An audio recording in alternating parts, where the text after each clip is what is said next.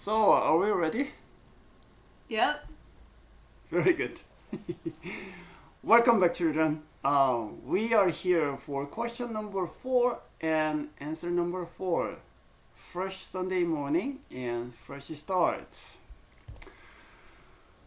So, How and why did God create us? that's today's question. How and why did God create us? The answer is God created us, male and female, in His own image to glorify Him. What does in his own image mean? Our answer shortly, but you see the answer. There are 3 lines, right? First 2 lines are about how question, and the third line is about why question. So let's read the answer again. God created us, male and female, in his own image That's how question. to glorify him. That's why question. So, children, remember there are 2 questions: how and why did God create us? The first question: God created us male and female in His own image. Out of dust. Yes, but following God's image, and God created us to glorify Him. Very good. Answer is a bit long, but you can memorize it, right? Very good. So, So, what is the image of God? What does it mean to be in the image of God? Do we all float on clouds and have robes? that's that's a general idea of God, but God is spirit. So He doesn't have nose, He doesn't have eyes, He doesn't have hair, or He doesn't have dark skin or brown skin, white skin. So the image of God is not about appearance, how you look, or but it's about His character. So, what do you mean by character? His loving and caring character mostly. I mean, you can say everything about his character, but most importantly, he is God of love, and God who cares for his own creation and people. So, uh, when the Bible says we are created after His image, it means we are created as a human being who love and care for one another. Oh, that makes sense. Yes. And the third line is actually about female and male. Do you understand? Um, they both have male in the word. God created us in His own image, but at the same time, in His own image, God created us male and female, or female and male. So both male and female, not just one or the other, but both. Together, male and female are God's image, means man and woman working together, man and woman loving together. Equal. Yes, doing something important, something meaningful for God together, and there is God's image. So not one person can show God's image, but we live together, work together, and love together, and there we can find the image of God. Oh, God is there. So that's the meaning of this phrase. That's why the church is a community. Perfect point. Your family of God and your direct family, your friendship with your friends, everything is together, right? So there is a image of God in every situation when people gather together and work together and helping together. So remember. So, we know how we are created. That's right. And in whose image we are created. Mm-hmm. But what does glorify mean? And for what are we created? Good question. As we learned a couple of minutes ago, we are created to glorify God. Well, every creature, even a just simple tree or rock. Ant, Yes. mosquito. Well, every creature has a purpose, and we do have a purpose.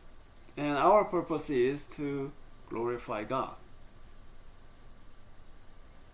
Good to know. Yes, So, glorify God. you still haven't answered my question about what glorify means. That's right. Well, glorify. The verb is a bit hard to understand, but let's say this. We can glorify God by acknowledging Him in all things. Another hard word? That's also vague.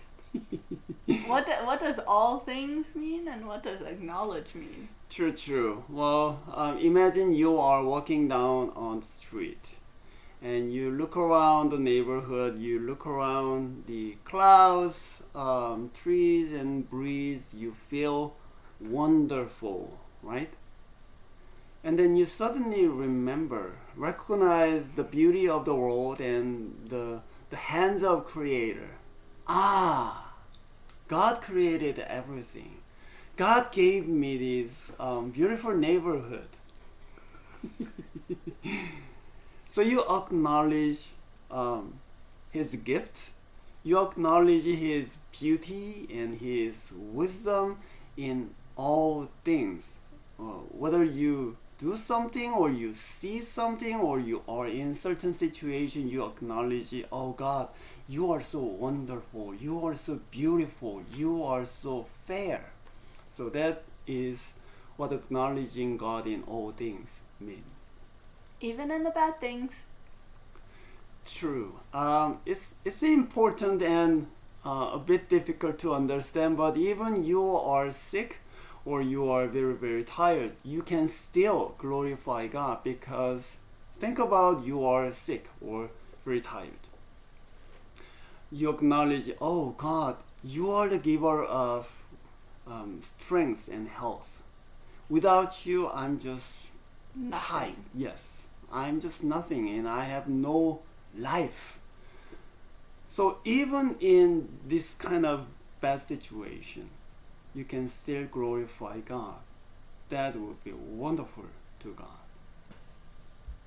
So, do you understand? Very good. So, today's memory verse is Genesis 1:27. Would you read aloud for everybody? So God created man in His own image. In the image of God He created him. Male and female He created them. Very good. God created man in His own image. In the image of God, He created him.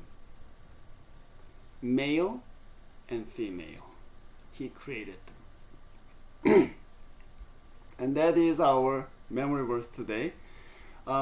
Children, would you memorize this verse with your parents? You can teach your parents.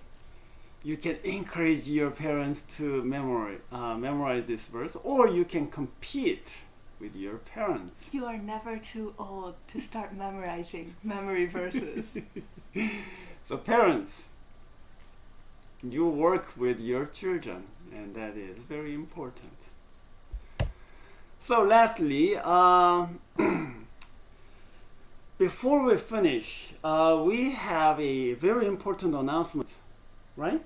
To show audience participation, you should upload a video of you and your child looking at the Catechism and reciting it back to each other. Are we going to have some kind of a reward? Oh, yes, there is a big reward. We don't know what it is yet, but there is a reward. So, are you interested in participating in this upload thingy? So, Upload your video clip, very short video clip about question and answer. You memorize it and your parents got involved in.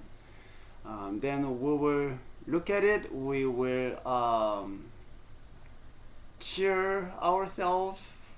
And Cheer for you, cheer yes, for us. that's right. And then as we learn, we can work together. That is the image of God. So, back to the question. I'm gonna ask this question: how and why did God create us?